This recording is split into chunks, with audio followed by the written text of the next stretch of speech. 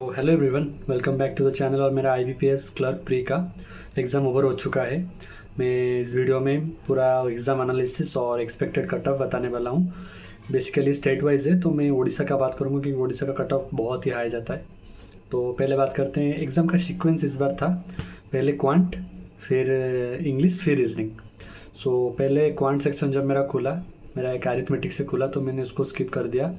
फिर मैंने 15 सिंप्लीफिकेशन आए थे उसको किया, और रॉन्ग नंबर सीरीज आया था उसको किया। और फिर उसके बाद मैंने गया डीआई पे। डीआई का डाटा जो था वो सिंपल पूरा दिखाई दे रहा था क्या है डाटा क्या नहीं, कुछ आपको कैलकुलेट नहीं करना है, डाटा पूरा सिंपल था। लेकिन क्वेश्चन थोड़ा सा बड़ा बड़ा था, मतलब इतना घुमा के नहीं, बस थोड़ा सा कैलकुलेशन और हो जाएगा, उतना दिक्कत नहीं देने वाला था।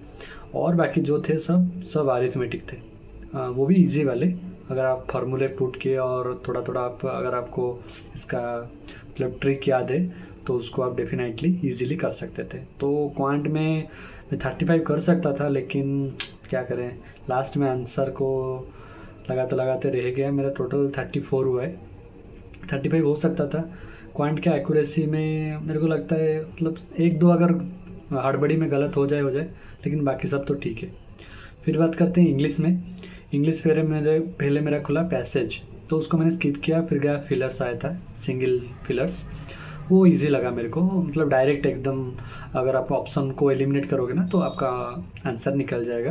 पहले उसको किया। फिर आया जो फ्रेज रिप्लेसमेंट का आता है, वो भी इजी था। फिर मेरे को वो जो वर्ड शॉपिंग का आता है ना, वो थोड़ा मेरे को लेंदी लगा वर्ड शॉपिंग का, क्योंकि एक दो क्वेश्चन में मेरे को बहुत टाइम लग रहा था, नहीं हो रहा था। और फिर था हमारा जो पैराजम्बल आता है पैसेज का, वो उसका मेरे को याद नहीं है प्रॉपर कि क्या सीक्वेंस था। आप प्लीज़ कमेंट में मेरे को शेयर करना।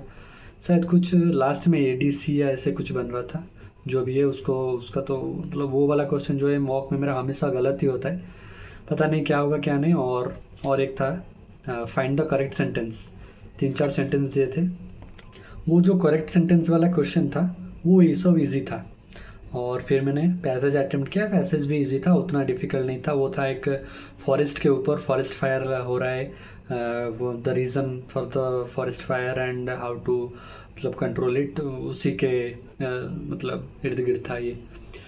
और तो इंग्लिश में जैसे जैसे करके मैंने 30 कर लिया, लेकिन मेरे को एक्यूरेसी का इंग्लिश में उतना अता पता नहीं रहता है।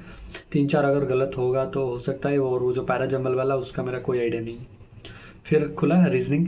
रीजनिंग मेरा खुलते ही आया क्या था, पजल था। तो वो अनसर्टन नंबर वाला पजल था, उसको किया। उसमें 13 आया मेरा टोटल पर्सन। आपका क्या आया मेरे को कमेंट पे शेयर करना।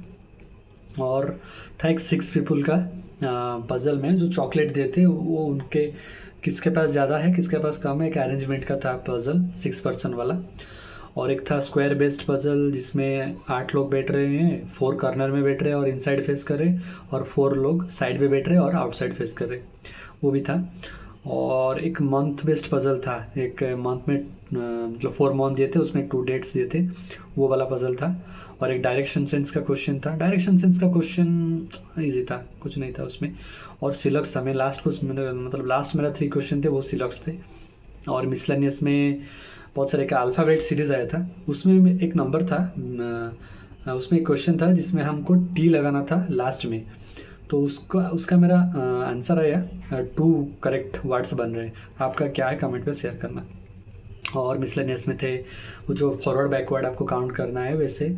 और रीजनिंग में मैंने टोटल 35 आउट ऑफ 35 अटैम्प्ट किया है। तो बेसिकली देखा जाए तो मेरा 99 अटैम्प्ट है, उसमें इंग्लिश में 5-6 अगर गलत हो सकते हैं, और ये रीजनिंग और मैथ में स्पीड के वजह से अगर 1-2 गलत हो सकते हैं, तो करीबन 90 के पास मेरे सही होंगे, मेरे को ऐसा लगता है। और फिर नॉर्मलाइजेशन भी है, मार्क्स क्या आएगा क्या नहीं मेरे को कोई आइडिया नहीं है। और अब बात करते हैं कट ऑफ की। उड़ीसा में देखो, हर बार उड़ीसा में हाई ही जाता है कट ऑफ। उड़ीसा में इतना कंपटीशन है ना, कट ऑफ हाई ही जाता है।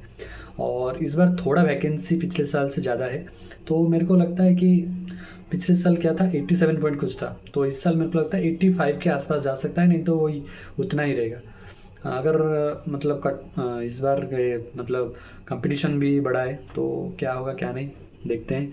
और बाकी स्टेट्स का आप लोग पिछले साल का मतलब कट ऑफ देख लेना, उससे 1 या 2 मार्क आप लोग नीचे कर सकते हो, ठीक है। तो ये था मेरे साइड से एनालिसिस आपको कैसा लगा कमेंट पे शेयर करना। Thank you.